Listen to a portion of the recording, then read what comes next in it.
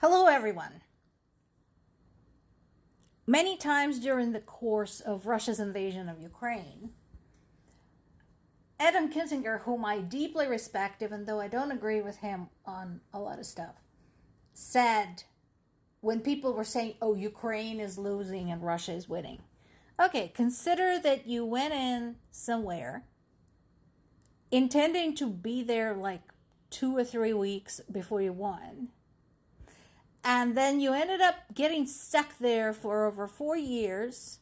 During the last year, you've made no progress and you have lost over 1 million people. Would you consider that winning? Oh, and all the while, your economy was trashed. Of course, to this, we can now add your oil industry is trashed too, and your military industrial complex is headed that way. So, that said, Putin insists on continuing to force his people to fight this war, and other people too, like tens of thousands of North Koreans. Despite the fact that casualties for Russia have reached 1.4 million. And again, a reminder, casualties are dead, wounded, and missing in action. He made this big speech yesterday during a meeting with the Navy servicemen at the Admiralty in his home city of St. Petersburg. They were celebrating Russia's Navy Day. Now, the remarkable part about that celebration was that there wasn't one. Usually there would be like a big Navy parade. So St. Petersburg is on the river. So you can have an actual naval parade. You can put ships out there, have them float by with people watching. No, there wasn't anything. I wonder why that is. So, but he said that Russian society had to be imbued with the importance of the war against Ukraine. Remember, he has no legitimate reason. He said that Ukraine was overrun by Nazi sympathizers. That was a lie. He said that Ukraine was basically NATO's stew pigeon and was getting ready to just shower Russia with bombs and rockets. That too was a lie. He literally has no reason to be there. And nobody in Ukraine wants him there. There's another reason he gave was he wanted to save Russian-speaking Ukrainians who didn't ask him for this. So, but now he insists that people should embrace this war and stay with it to the bitter end. He says that Russia must imbue the consciousness of our society with the importance of the cause. I mean, if that doesn't sound like insane megalomaniac, I don't know what does. And he did say that the war would end sooner or later, but haven't given any indication as to when that might be and what would be the optimal condition for that to happen. So, this is where he stands, and I told you many times. People who are trying to negotiate with this man, people who are trying to reason with this man like he's normal, need to stop wasting their time. It doesn't work. It's not going to work. It hasn't worked in 25 years that he's been in power. So stop treating him like he's sane. Just saying. Meanwhile, once again, there is a consideration of a ceasefire. They're talking about aerial ceasefire this time. So that would mean cessation of all aerial attacks. What that would also mean is that the action on the ground at the front would still continue.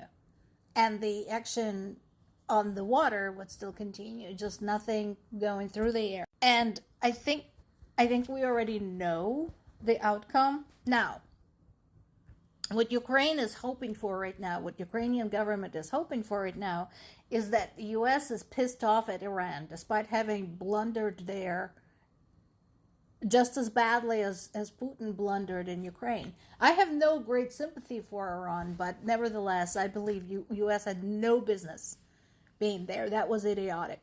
So, but the point is, they're pissed off at Iran, and this is a good time to remind the United States that Iran and Russia are BFFs. And so Zelensky is due to meet with Trump in Washington tomorrow. Now, Kremlin is denying any consideration for such a ceasefire. And again, chances are they're not going to agree. It's just, there's no point. Because we have seen the previous ceasefires and they didn't hold, and Russia violated them not just once or twice, dozens of times. So, but again, I know why Ukraine keeps doing this. It's to demonstrate that they're willing to be the adult in the room, basically. And they can say, hey, we offered Russia this, and the other thing, they declined. A third drone has been shot down over Romania by an F-16. This was over the Black Sea 5 minutes after it entered Romanian airspace, and Russian ambassador to Romania has been summoned. He has been told off, blah, blah, blah. Again, not gonna do a damn thing. I'm glad they're shooting them down.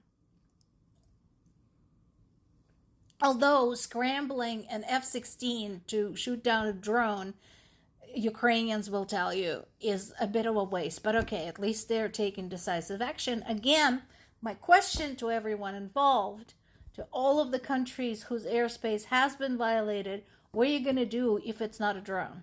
What are you going to do if it's a pilot? Because you need to be thinking about that. Meanwhile, the Golden Leo, the cargo ship that was hit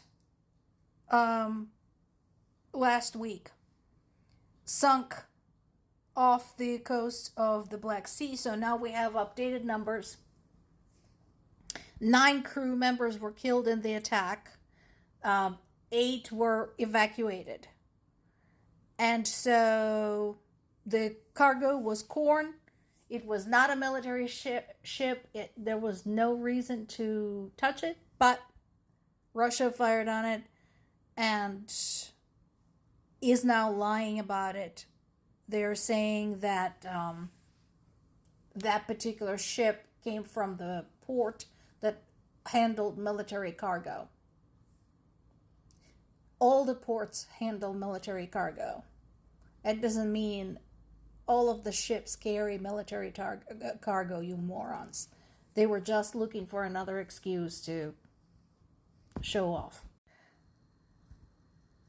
And the drone strikes continue. Again, there were casualties both in Ukraine-controlled areas and Russia-controlled areas. And again, Russia blames Ukraine. I don't think so. Because Russia had spent too much time killing Ukrainian civilians. I won't believe that Ukraine is killing its own people unless I see some documentation. And Zelensky is going to be the first overseas visitor to Britain's new Prime Minister, Andy Burnham.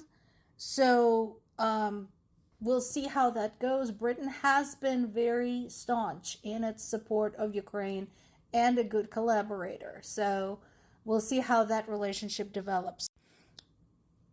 They will be meeting at a naval base in Britain where Ukrainian forces have been receiving training. So again, we'll see how that goes. Also, they are talking about the joint project including Stonecloak, which is an electronic jamming system for disabling certain types of projectiles, certain types of weapons. So more to come on that.